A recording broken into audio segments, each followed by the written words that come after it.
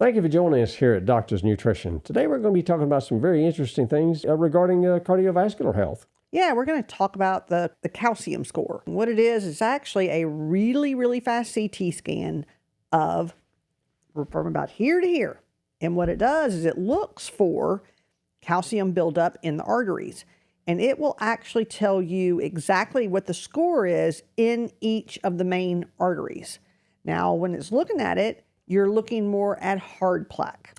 Yes, and sometimes, we get people to think, well, gee, if I've got it, because normally it's rated like, okay, 0 to 100 is acceptable. Goes above 100 in a particular artery, then, okay, we got a little bit of a problem brewing.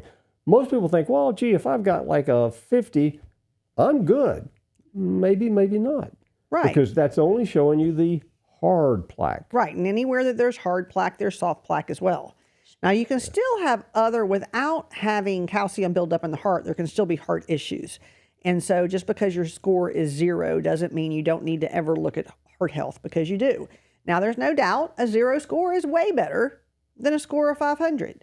And we have seen them up around 5,000. So there are a lot of different numbers. Now, kind of the rule of thumb, 0 to 100, not too bad, but you are developing some sort of hard plaque, so you need to start doing something for it. Right. You start getting like from 100 to 300, 400. Of course, it's a little bit more advanced. And you also got to look, is it spread out in all the arteries, or is it all in one artery? Because when it's all in one, that's a worse problem. Mm-hmm. And then if it goes over 500, you really need to be you need to be doing some extensive lab work. You need to be doing a lot of things to see why you are building this plaque. And personally, I would want to do all those tests if I was building any plaque, to be honest with you. And, people ask us all the time, do you think it's worth doing?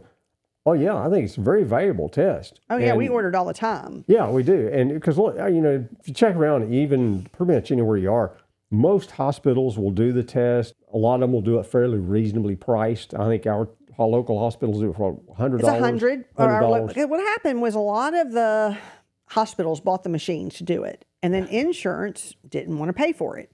So because the insurance wouldn't pay for the test, the hospitals had to lower the price because it was always out of pocket.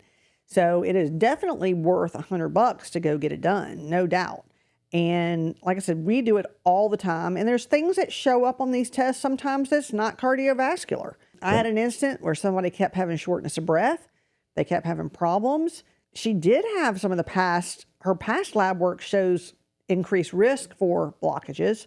And so I thought for sure we would see something in the arteries. Well, we sent her, and actually her calcium score was 0, which was surprising. But what also showed up was that she had asbestosis.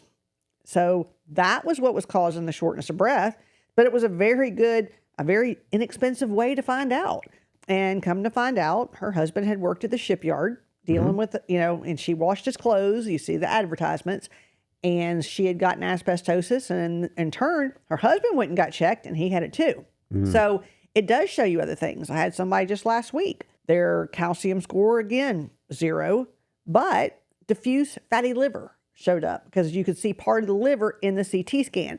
Usually they'll comment on anything they can see.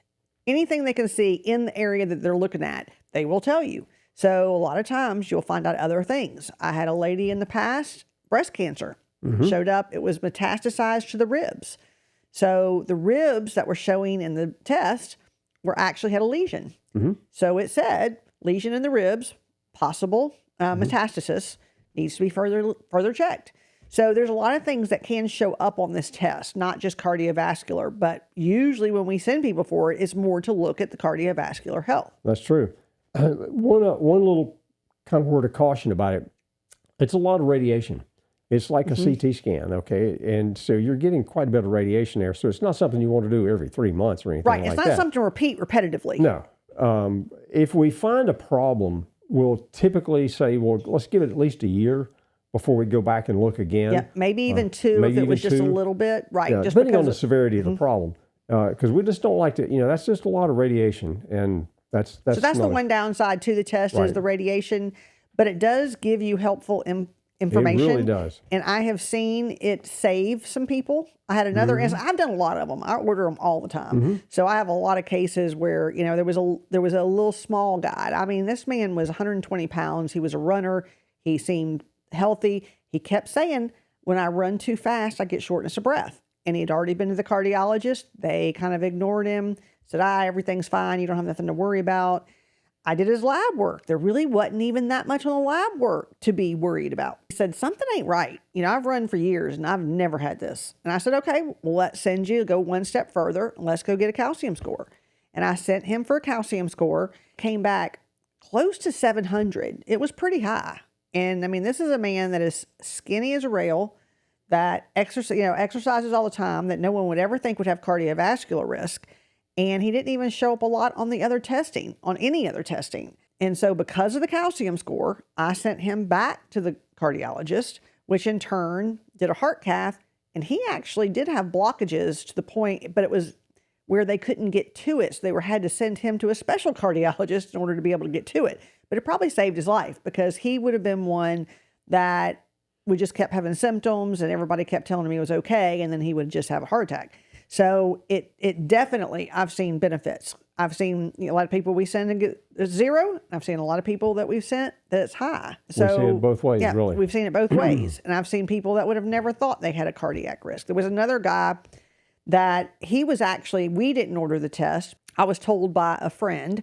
He was helping out a hospital volunteering. In turn, they did calcium scores for the people that volunteered. And his score was extremely high, and he never had any type of risk. Well, he goes back to his doctor and they say, well, we can't do anything further because you don't have any symptoms. So he actually, in turn, went to the emergency room and said he had shortness of breath because he knew that his calcium score was high. So they actually did a cath, and they said he would have had a heart attack probably within the week. So it does give you good information. And a lot of the research in the past year or two has really been showing that it is very valid, the information that shows up on the calcium score. So I do order a lot of them myself. I agree with you that we should not do them constantly because of the radiation. Wish there was a way to doing it without the radiation, but there's not.